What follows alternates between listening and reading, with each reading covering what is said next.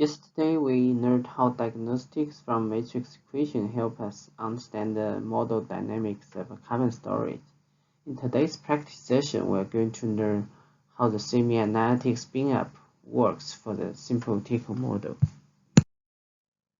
We will review the spin-up theory first and then dive into the model to test the efficiency of the semi-analytic spin-up.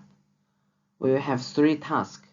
The first one is the warm-up task, and to help you to get the spin-up work and analyze the result with the Excel file. The second and the third task will give us a general idea how the semi-analytic spin-up will perform compared to normal spin-up. In previous lecture session, we learned that spin-up provides an initial state for model simulation. Model intercomparison projects often rely on a protocol to ask all models to do the spin-up in a consistent way. For example, using the same pre-industrial CO2 concentration and meteorological forcing to drive the model. Spin-up is the standard way to generate the initial condition for model intercomparison project. Previous practice tells us no matter what the initial value is, it will ultimately converge at a fixed steady state. This is also supported by our mathematical foundation of the carbon cycle. We learn from each paper that carbon storage always changes towards carbon storage capacity. The carbon storage capacity should be a constant in a system driven by fixed meteorological forcing. Therefore, a long-time spin-up should also allow carbon storage to converge at a fixed steady state. We also talked about the analytic solution of the steady state for linear autonomous system. We learned that the analytic solution in such system is actually the carbon storage capacity. To implement the semi-analytic spin-up in the model, we just assign the capacity to carbon storage at the end of each year. Our first and second exercise is to get familiar with the spin-up approach in the Tickle model. In this exercise, we will show you how to use the couple train to run natural dynamic spin-up and the semi-analytic spin-up.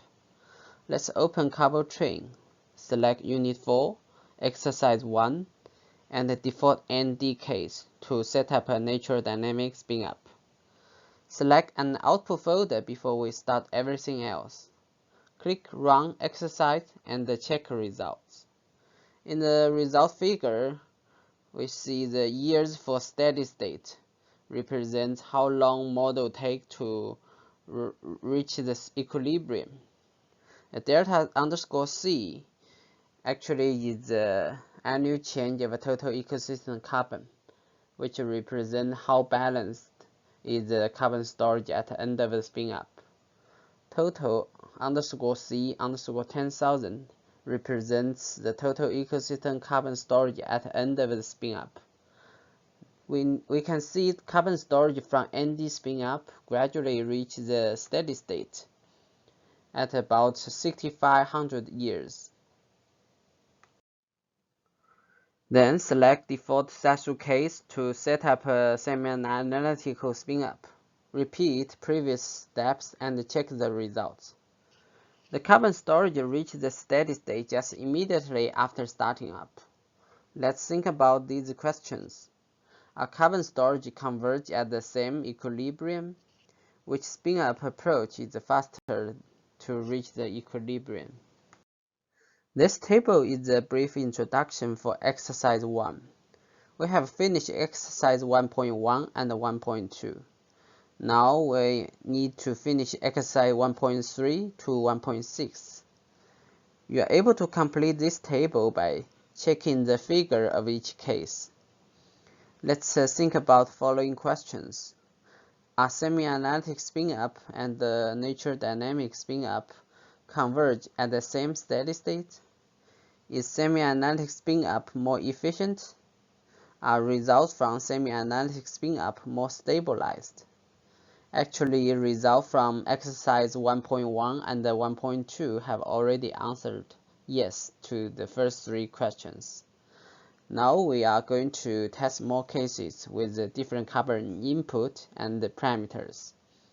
In addition, do carbon input or passive soil turnover rate change the efficiency of ND and SASU in the linear autonomous system? We're going to give more specific instruction to run exercise 1.3 to 1.6 on the carbo train. In exercise 1.3, select high carbon input ND.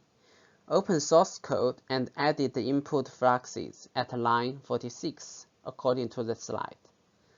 Click Run an exercise and check results. Select high carbon input SASU. Repeat previous steps. Click Run exercise and check results. By comparing these two spin-up approaches, we can see carbon storage stabilized at the same steady state. Let's check the results and fill the blank for exercise 1.3 and 1.4 in slide 8. Compare yields for steady state between exercise 1.1 and 1.3 or between 1.2 and 1.4. Do carbon input increase change the spin-up time for steady state? Compare exercise 1.3 with 1.4. Are results from SASU more stabilized? In exercise 1.5, select high K passive ND. Open source code and edit turnover rates at line 34 according to the slide. Then click Run exercise and check results. Then select high K passive SASU. Repeat previous steps. Replace the turnover rates for passive soil with a higher value. Then click Run exercise and check results.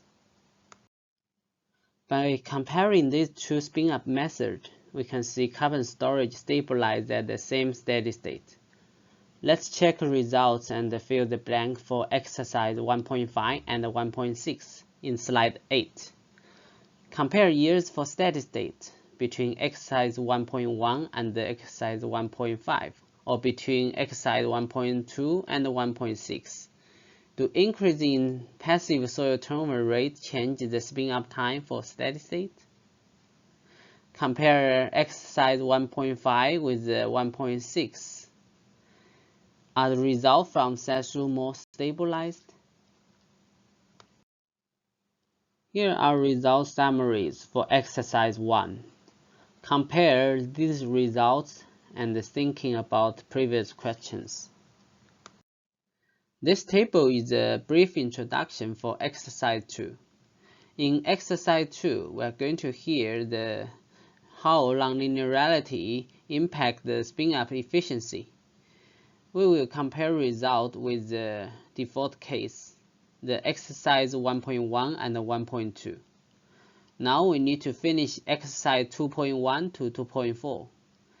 You are able to complete this table by checking the figure of each case. Let's think about following questions. Are semi-analytic spin-up and natural dynamic spin-up converge at the same steady state even in the nonlinear system? Is the semi-analytic spin-up still more efficient in nonlinear system? Are results from semi-analytic spin-up more stabilized in nonlinear system?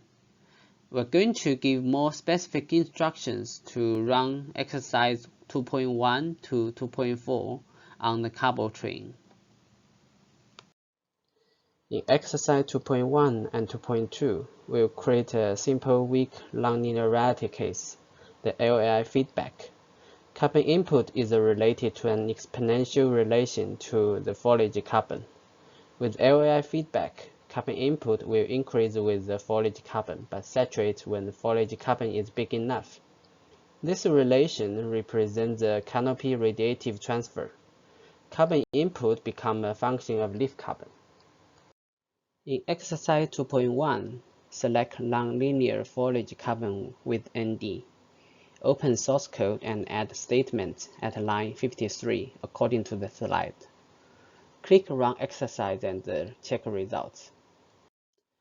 Select nonlinear foliage carbon with Zasu. Repeat previous steps. Click Run exercise and check results.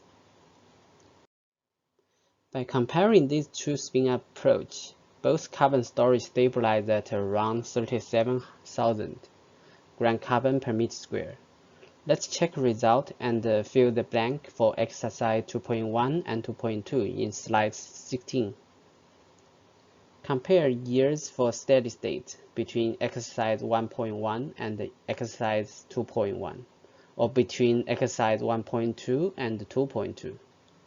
Do the nonlinearity change the spin-up time for the steady state? Compare exercise 2.1 with the 2.2. Do carbon storage driven by two spin-up methods still converge at the same steady state? How much does the nonlinearity impact spin-up overall? In exercise 2.3 and 2.4, we'll create a stronger nonlinear case. We assume passive soil carbon turnover will become faster if a passive soil carbon is rich. This kind of a relation can represent the priming effects. In exercise 2.3, select a nonlinear soil carbon with ND. Open source code and add statements at line 53 according to the slide. Then click Run exercise and check results. Select nonlinear soil carbon with the Zasu. Repeat previous steps. Then click Run exercise and check results. By comparing these two spin-up approaches, both carbon storage stabilize at around 31,500 gram carbon per meter square. Let's check result and fill the blank for exercise 2.3 and 2.4 in slide 16. Compare years for steady state between exercise 1.1 and 2.3, or between 1.2 and 2.4. Do the nonlinearity change the spin-up time for steady state? Compare to exercise 2.3 with the 2.4. Does the carbon storage driven by two spin-up approach still converge at the same steady state? How much does the stronger nonlinearity impact spin-up compared to weak nonlinearity? Here are result summary for exercise 2. Compare these results and think about previous questions in slide 16.